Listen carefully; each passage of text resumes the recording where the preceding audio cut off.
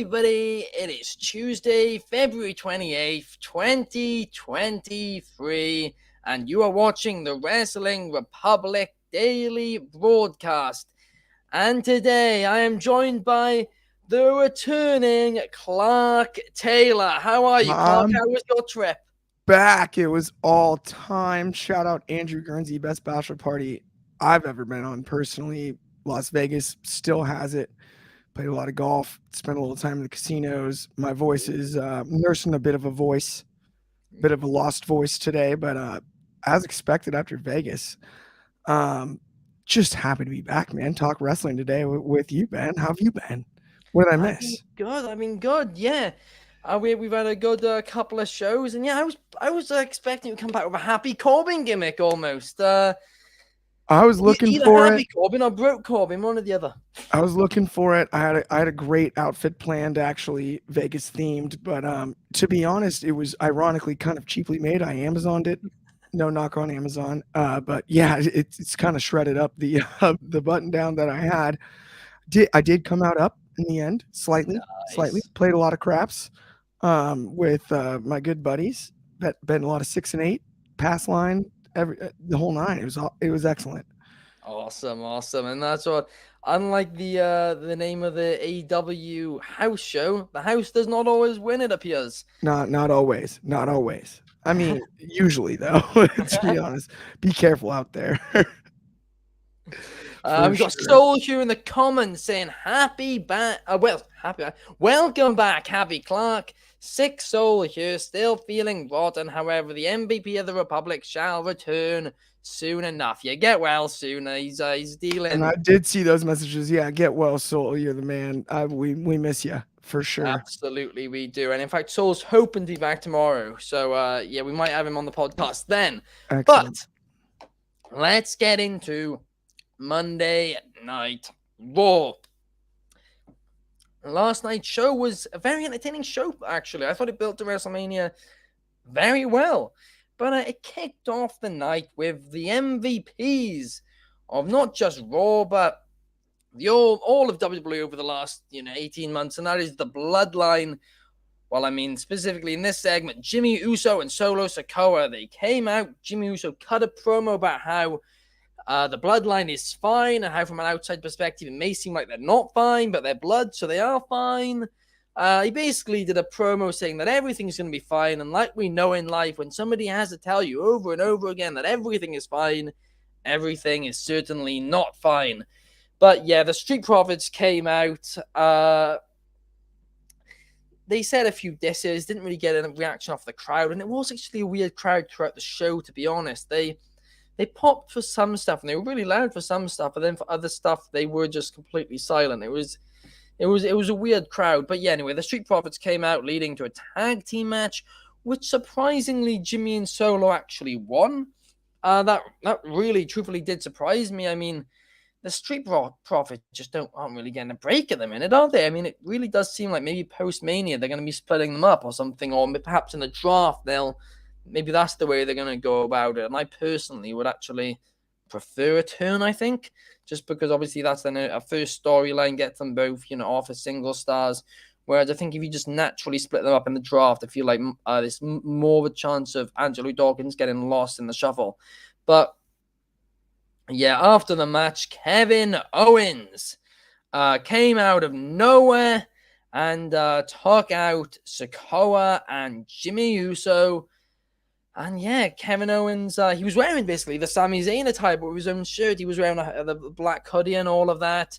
And he cut a promo later on in the night saying that basically he wants to take out the Bloodline, but he wants to do it alone. Basically saying he doesn't want Sami's help, despite the fact that he's stealing Sami's attire by the looks of things. What did you think about all of this, Clark?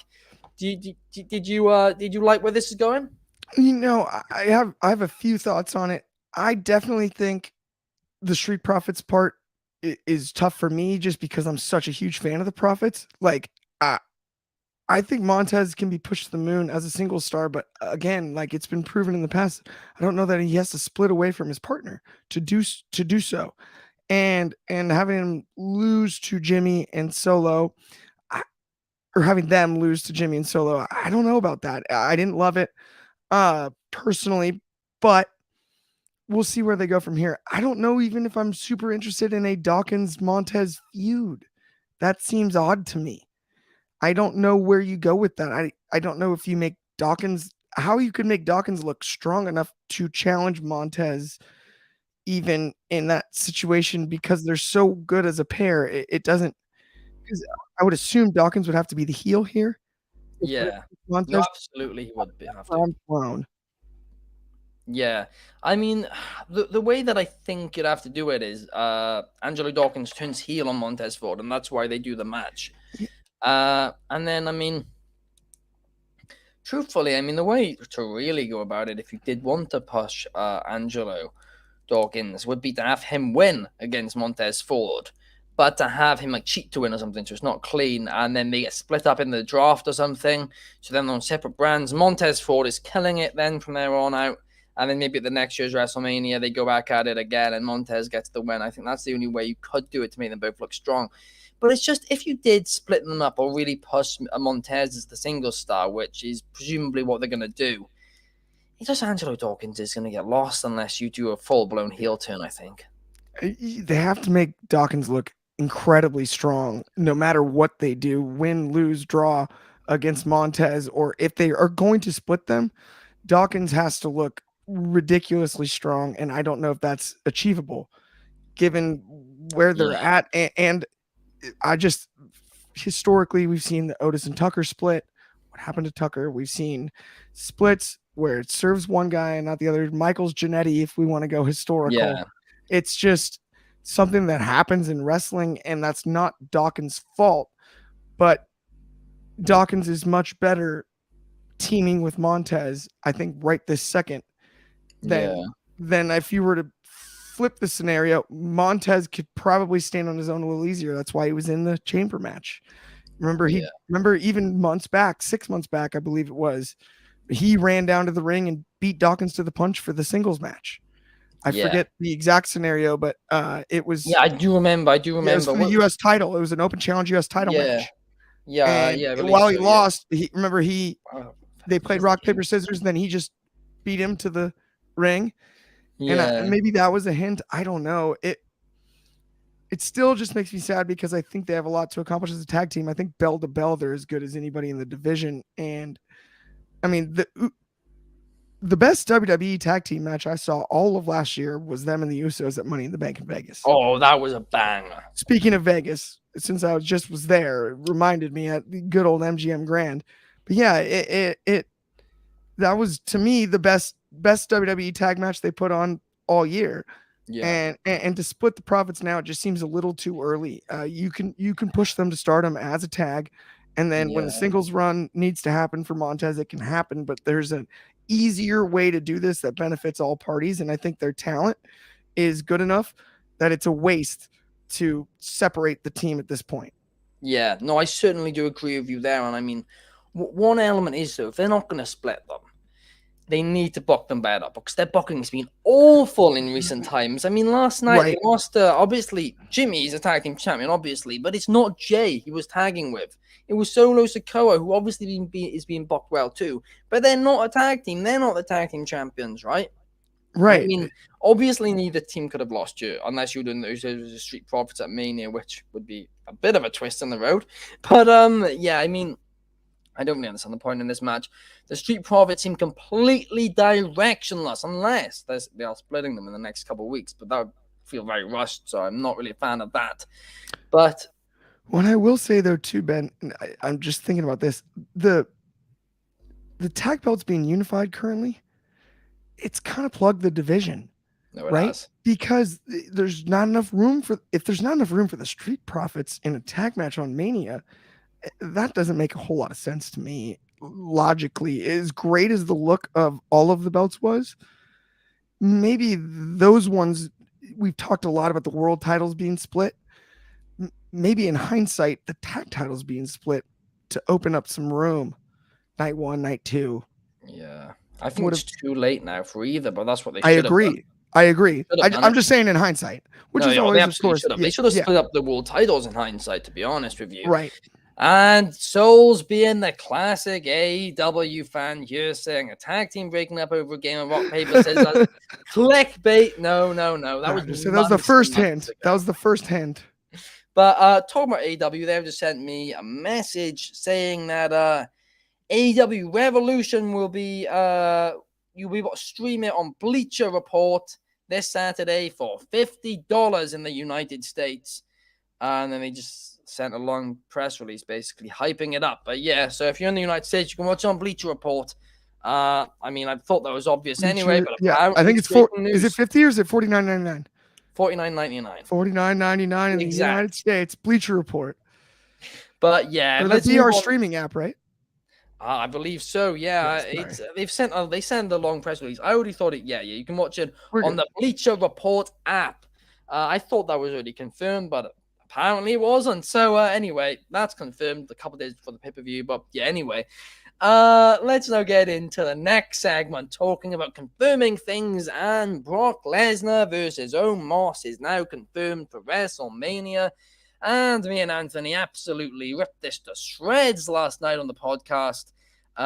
Me and Kobe ripped it to shreds actually the other day on the podcast too. It seems to be every podcast we're ripping this to shreds.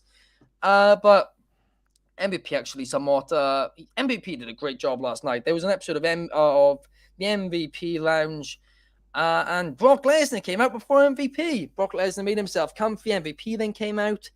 And MVP was like, I'm happy doing this from the stage. And Lesnar convinced him to come in the ring and was like, I'm not taking it to Suplex City.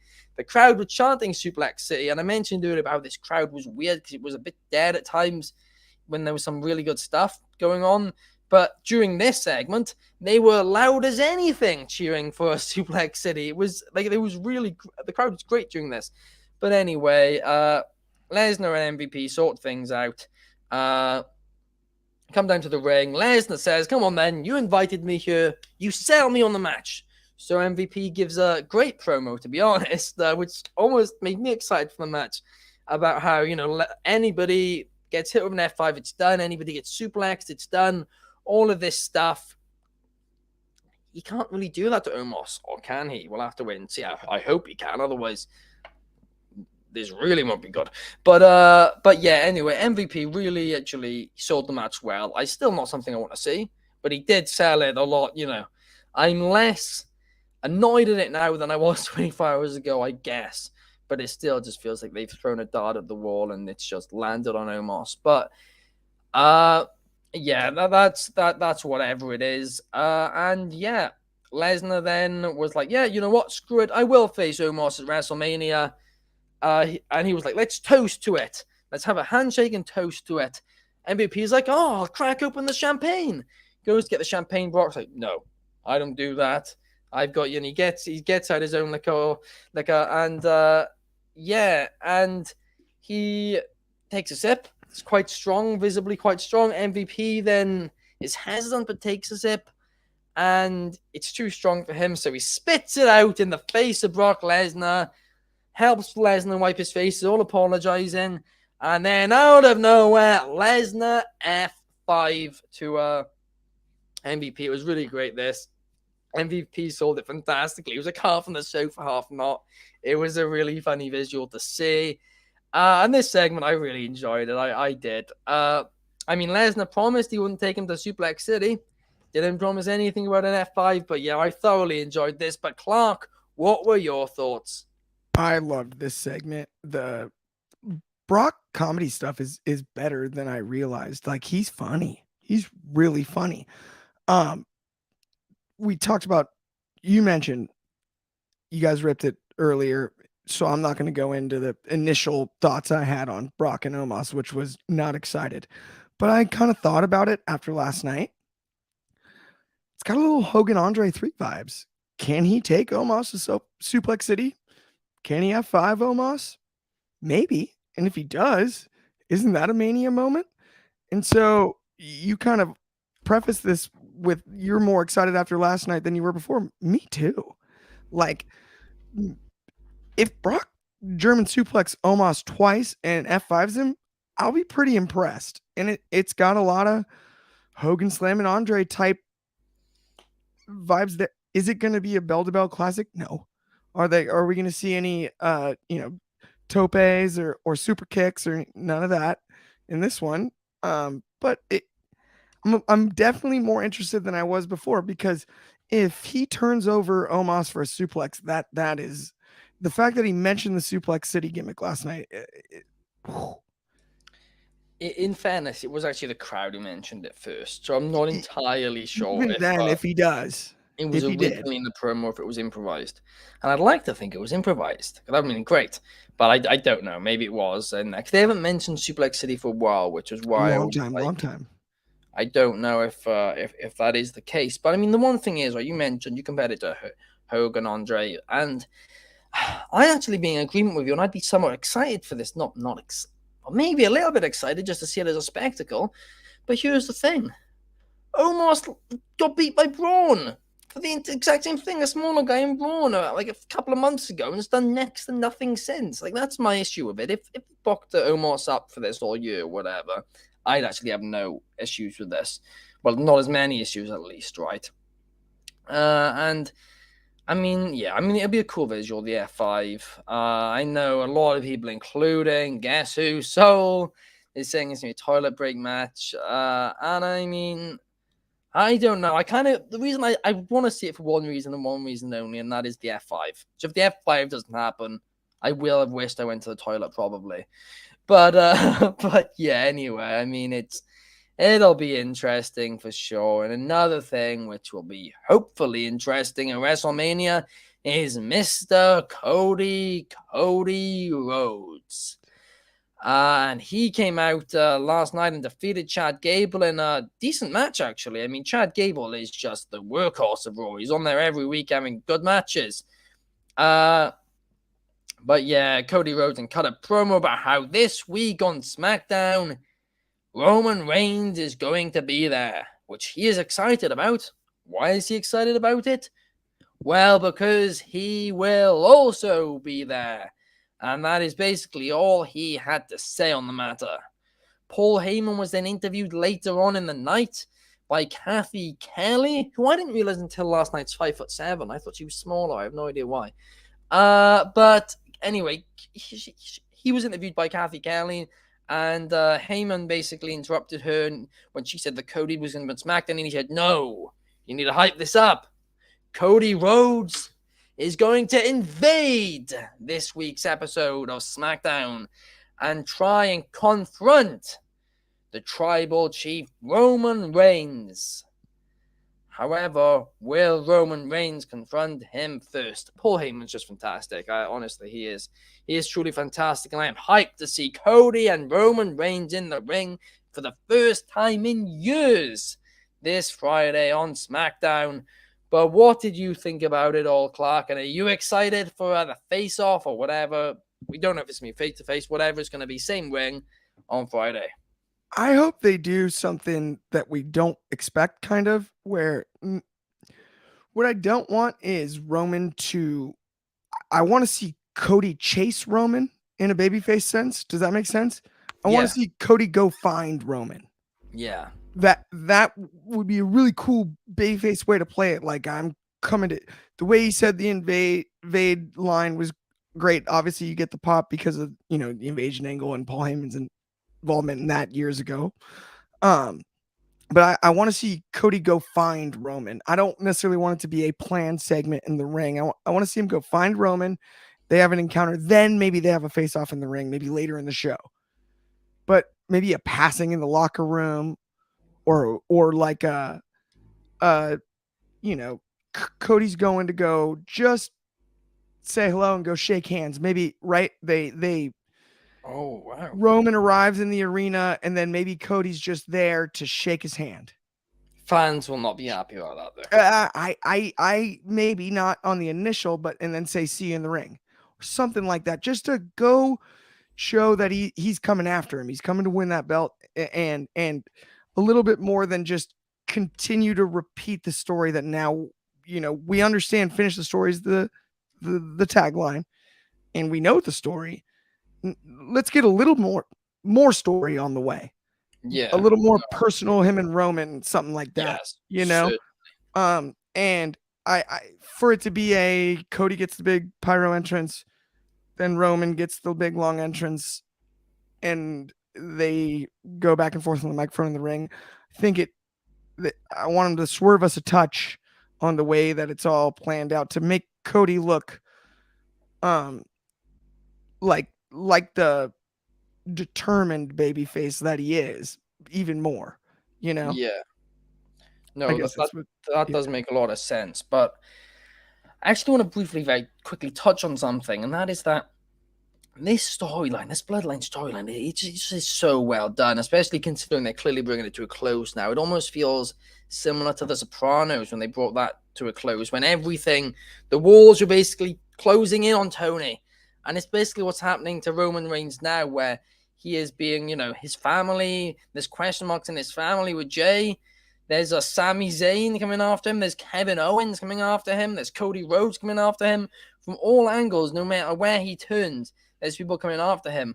And I mean, this Friday on SmackDown is going to be really interesting purely because, I mean, Reigns and Cody are both going to be there. We know that. But also, they said last week on SmackDown that Reigns was going to be there to deal with the Jey Uso situation. But also, Sami Zayn is going to be there to try and take care of Roman. And also, Kevin Owens could turn up because he's trying to, take out the bloodline on his own.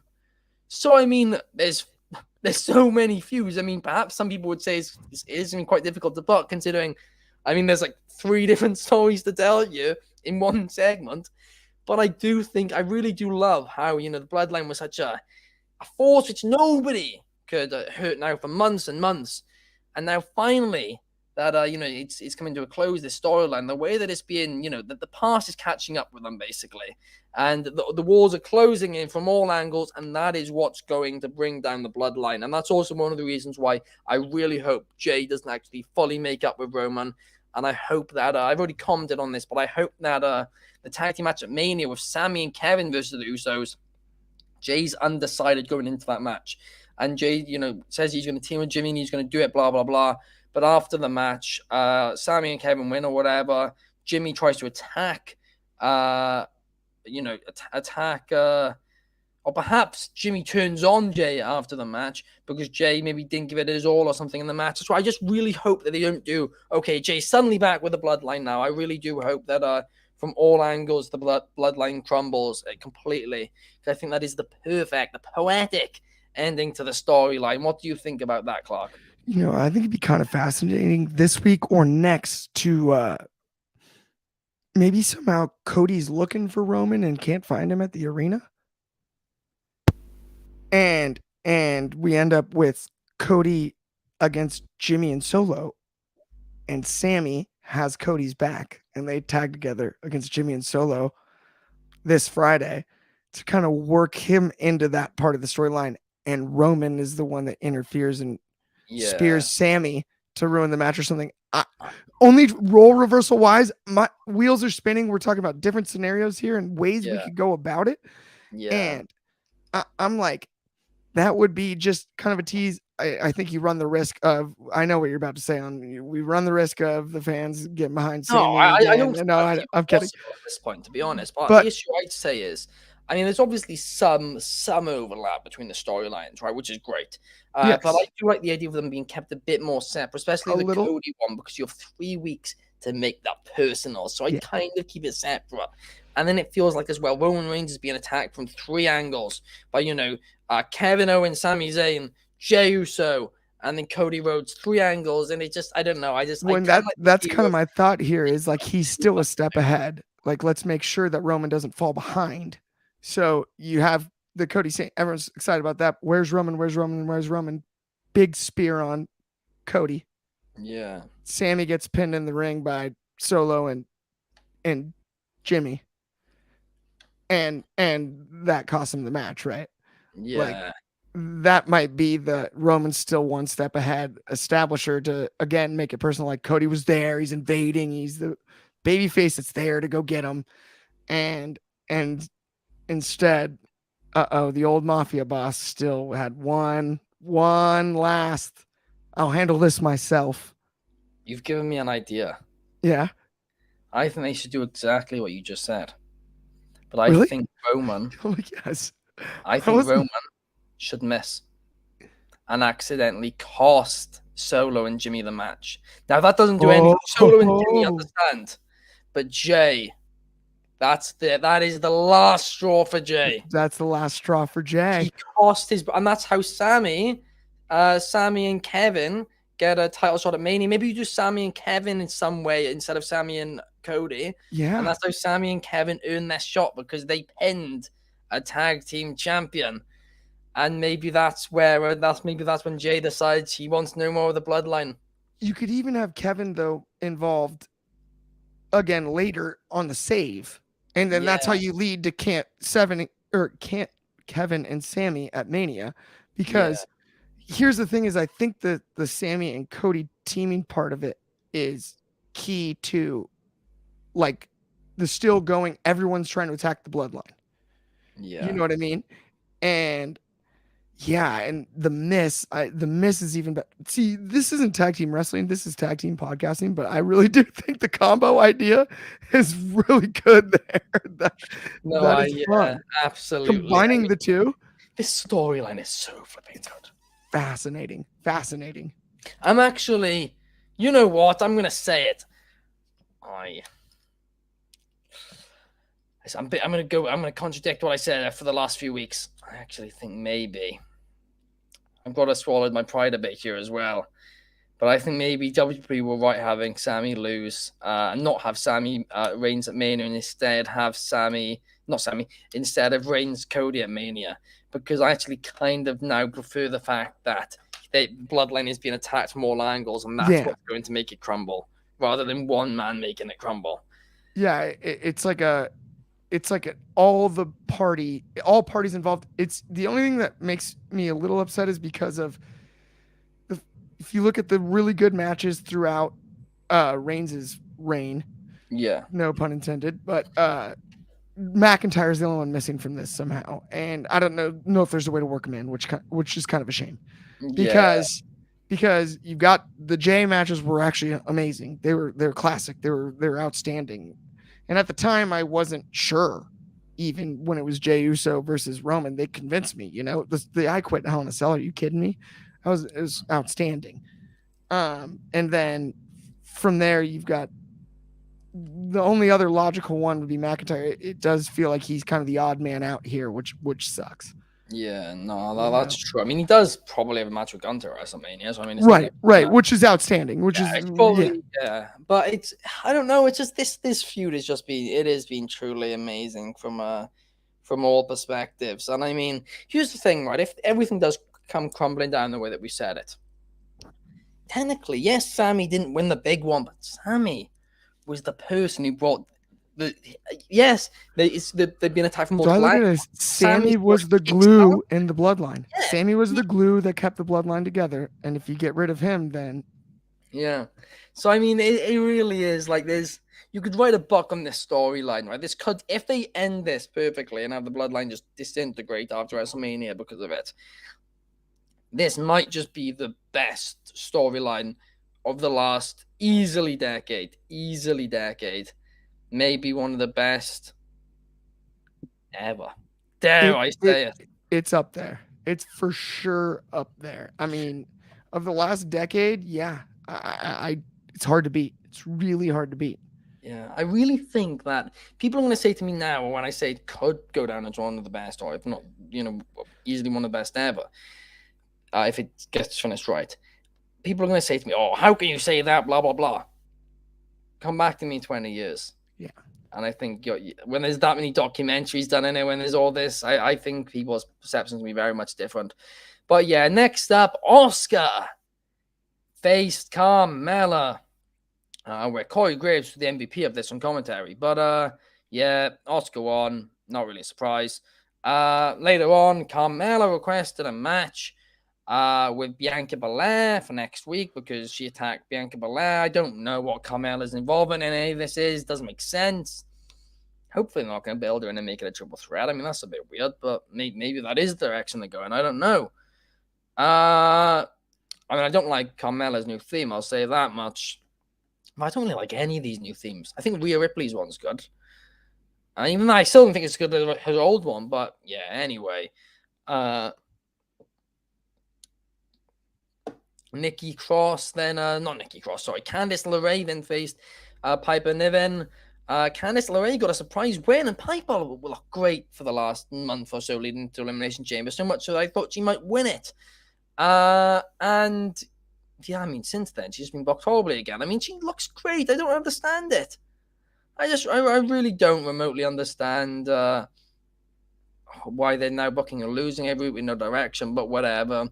Nikki Cross and Candice LeRae. Nikki Cross helped Candice get the win. It wasn't a completely clean win, but I don't know, some of this Nikki Cross, Candice LeRae thing is, it's a bit weird, but whatever. What are your thoughts on these two women's storylines, Clark? I don't get the Cross Candice LeRae thing at all, so I'm not even going to touch that one. Carmella, I think she's awesome. Corey Graves' commentary is awesome. Any Carmella match, but it's awesome all the time. I don't know. I thought Asuka Bianca is poster worthy, and let's just stick with that. What are we doing? That's kind of my thoughts, to be totally honest. I wish I had more than that. Fair enough. And then moving on, we had Miz TV, where he announced that he will be hosting WrestleMania. A fantastic decision, which I hope results in him getting rock bottom during it. I think The Rock coming out and attacking Miz during WrestleMania would be absolutely superb. And if The Rock can't find time in his schedule for one night of WrestleMania, shame on him. I mean, for real, it's annoyed me enough, to be honest, about the WWE. Built up for him reigns this entire year, and then he's dropped out quite late. But it's whatever. If he can't find time in his schedule to come and just have at least a WrestleMania moment in some form, even if it's just rock bottom in the Miz, I mean that would, to be honest with you, annoy me. It's in LA. Come on, Rock. It's the industry which gave you your name. Come on, give Miz another WrestleMania moment with you taking him out. That would be quite interesting. But yeah, Miz talked about then how he brought Logan Paul into WWE. Everybody's talking about Logan Paul, blah blah blah blah blah. Nobody cares. Seth Rollins then came down to the ring. The crowd was singing his theme. Miz was doing a great job, getting all annoyed. And yeah, Seth Rollins was like, "Oh, I'll leave you alone. Just let me, FaceTime Logan Paul on your phone." Miz like, "Oh, that's what you want? Yeah, that's all I want." Well, you can't have it. So yeah, anyway, Miz got curb stomped once again, and Rollins, and I did love this. Rollins took Miz's phone, used Face ID on knocked out Miz, and then FaceTimed Logan Paul, and he turned his own camera off so Logan Paul wouldn't know it's him. So Logan Paul picks up on Miz, stop calling me, blah blah blah. And it's Seth Rollins, and it wasn't like it was a pre-recorded thing. This was really live on FaceTime. Obviously, they knew, but it was really live on FaceTime, which I thought was a cool touch, a bit of a risky touch. Imagine if there was some signal issue or something. Seriously. But they did it, and it worked well. Logan Paul, Rollins, face-to-face next week on Raw. I'm not too interested in this, but Rollins makes anything entertaining, and that Jake Paul dig I did absolutely love. But yeah, what were your thoughts on this segment, Clark? The Jake Paul dig was outstanding. It was perfect. Like you said, the process, the Face ID, followed by the turning the camera off and doing it live, brilliant. It worked out perfectly. I thought, I think Logan, honestly, is good for wrestling, and I'm not excited about the face-off, but I'm excited about the rivalry, and something will happen at the face-off. I don't necessarily always love the advertised face-off. I wish there was a way to make it a little bit more organic sometimes than to schedule the segment. But I think these days, promotionally, people understand that you got to advertise big names being there. So it is what it is. But I would have liked to be a little bit more surprised about the face-off next week. Maybe Logan Paul shows up to surprise Rollins since he got him with the phone, something like that. But other than that, I can't be too critical about this kind of stuff because it was pretty brilliant. And to your point about Miz hosting Mania, if we don't get a rock bottom, I just hope we get a stunner. Stone Cold Stunner. That'd be the second best thing. And it would be the second best thing, but I mean, the Rock's not. It's got to be a rock bottom. And Rock, for people who don't know, Rock, maybe a people's elbow. I don't look up to many more people in life than The Rock. I absolutely love him. He's so inspirational, right? but it has, he's done a couple of things in the last year which has harmed his public perception, I think. And I mean, for real, he should be able to find his time in his schedule, right? Because he really did mess up. Admittedly, in the end, it's worked out fine, but he did mess up WrestleMania plans massively, right? And I mean, for the sake of the fans, it's the industry which gave him his career. It saved his life. I mean, come on, it's in LA. Everybody bought tickets expecting he was going to be there. I mean, just come on, just give people a WrestleMania moment. I mean, one day out of your life. Come on, do it. So that's what I will say on it. And I mean, like you said about the announcing segments, it is one of the most frustrating things in wrestling today about how not much stuff is a surprise. However, with Logan Paul, I don't really have an issue because obviously he is literally there to bring in views. And social media clips. I mean, I guess a surprise would be fine in that regard, but yeah, to bring in views and all that. Logan Paul's there, so I don't have an issue with him, I guess. And I mean, I've kind of just adjusted to it at this point. That it's the way wrestling is nowadays. And part of the deal. Yeah, but anyway, I'm still interested to see what the segment's going to be. And yeah, it should be decent, but something which, gone to a match which I'm not too interested in, and that's Bobby Lashley, Bray Wyatt at WrestleMania. But Bobby Lashley defeated Elias, and he very dominant win as well last night. And then Lashley cut, and it wasn't a great promo, to be honest. There was a lot of what chants too from the crowd. On Bray Wyatt basically said he doesn't play games, blah, blah, blah. He then walks down the ramp, and then on comes a Bray Wyatt workout video. Quite funny, whatever.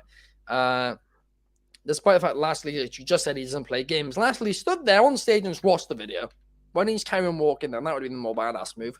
But anyway, yeah, I mean, I'm not excited for this match literally at all. The story I just don't care about. But this video was fun.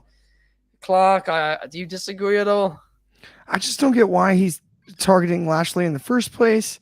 Yeah, the workout video is hilarious. That's when Bray, I think, is almost at his finest, is in that type of situation. And hopefully they can tell us a story quickly enough that I do get more interested. But the build to it in the first place, it just felt rushed and late. It's tough because even in hindsight, up until the Pitch Black match, the LA Knight story might have arguably been better told, and that was even more of a confusing choice to be on the other side. Bray Wyatt. LA Knight made that storyline. He did. Well, but I mean, I'll give Bray some credit too. He is a decent enough storyteller, or not decent enough. He's a great one when he's at his best. When he's firing on all cylinders, Bray can tell a story with the best. And I did think the workout video was good, but yeah, it's brutal. I'm the one who's defending Bray on this podcast most of the time, right? Because I'm a Bray fan, but same. To be fair, we don't know if he is actually a genius storyteller. That's because true. He's not yet told a brilliant story where Vince wasn't, fighting some of the ideas. So I mean, admittedly, it's been one storyline, right? Let's not. I know Kobe and Anthony are already saying, he doesn't have anything.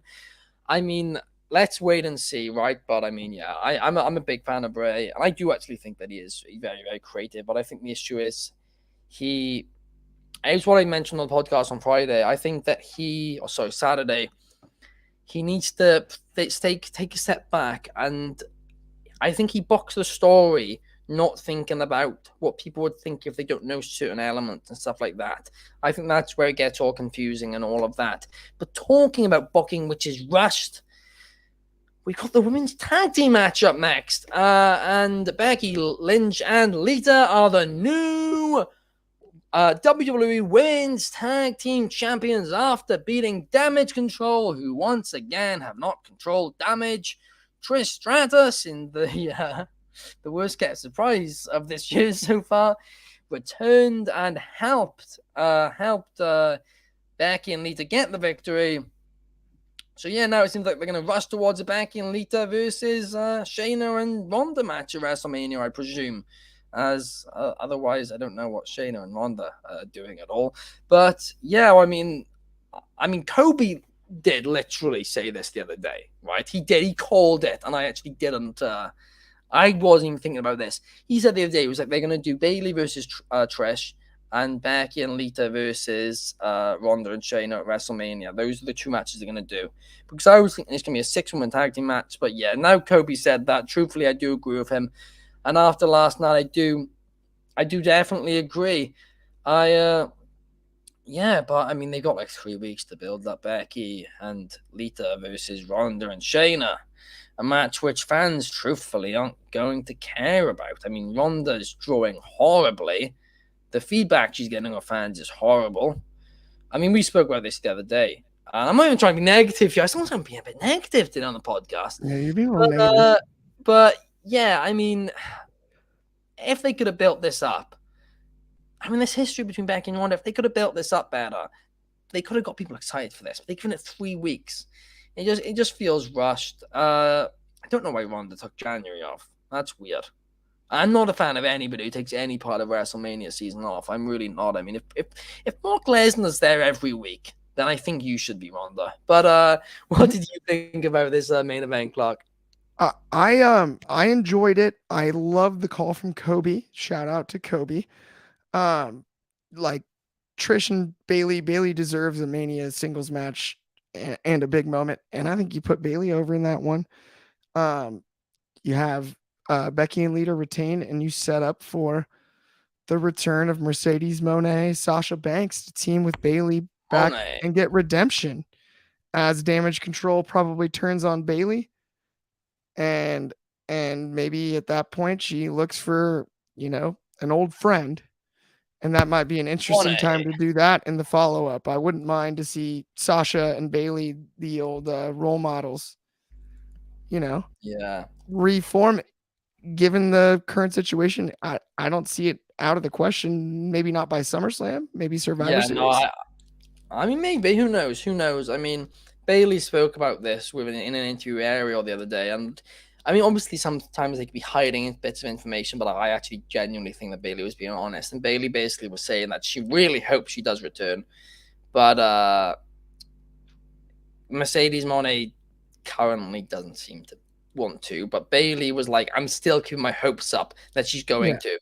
But for that reason, I can't see that in the next 18 months, to be honest. I think it's going to be a long reign in Japan until she gets a bit bored, and I think that's when she'll jump back over, take a big paycheck, and finish off her career in WWE before heading over to Hollywood. And fair enough, she's done what she enjoys doing. Obviously, the walkout thing was a bit questionable, whatever, but she's done what she enjoys. She's made the decision that she wants to do off what she enjoys, and fair play to her.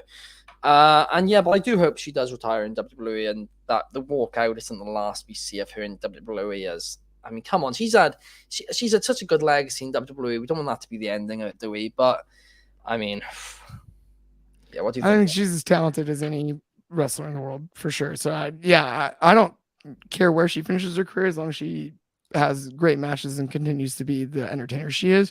Yeah, I do think full circle in WWE would be cool, but I'd love to see her in AEW too. To your point, either or. But her link to Bailey, I think, is their friendship is so cool. Like, it'd be great to see them team again as much as anything. Yeah, no, absolutely. I mean, just get rid of the Monet theme, please. It's stuck in my head 24/7. Please. But yeah, I mean, I really don't know where this is going. I mean, Bailey has to beat Trish at WrestleMania. That's no question. Otherwise, Bailey just been booked like it's just been awful. She needs to get some victories under her belt, and just please don't let Ronda and Shayna win against Becky and Lita, although they probably will. But this WrestleMania card, I mean, I'm so hyped for WrestleMania, but some of the stuff on this WrestleMania card, I don't know how to feel about. But I'm hoping the next match, because Edge and Balor is now being teased by Balor. I'm really hoping they do Demon Balor versus Brood Edge in Hell in a Cell. That then we're talking. Yep, then we are. Because I think there's a few matches which they could add, which could turn this card on its head. And I mean, there's already Reigns Cody, which I'm pumped for. And I mean, Sammy, Kevin versus the Usos would be fantastic if that does happen. But yeah, that's basically all we got time for today. Great having you back, Clark. And we will be back on the podcast tomorrow. I'm actually going to be taking a couple of days off, but Clark and Soul, I think, will be here tomorrow. And Clark and Anthony for their usual Throwback Thursday on Thursday night. I will then be back for Friday's episode. and I will see you guys then. Clark, is it normal time tomorrow for you guys? It should be. Yeah. 9 a.m. Hawaiian. 9 a.m. Hawaiian, 12 Pacific, 3 Eastern, 8 GMT in the UK. Well, thank you guys for watching. Please leave a thumbs up, share this video. It really helps us. Thank you for watching, and see you next time.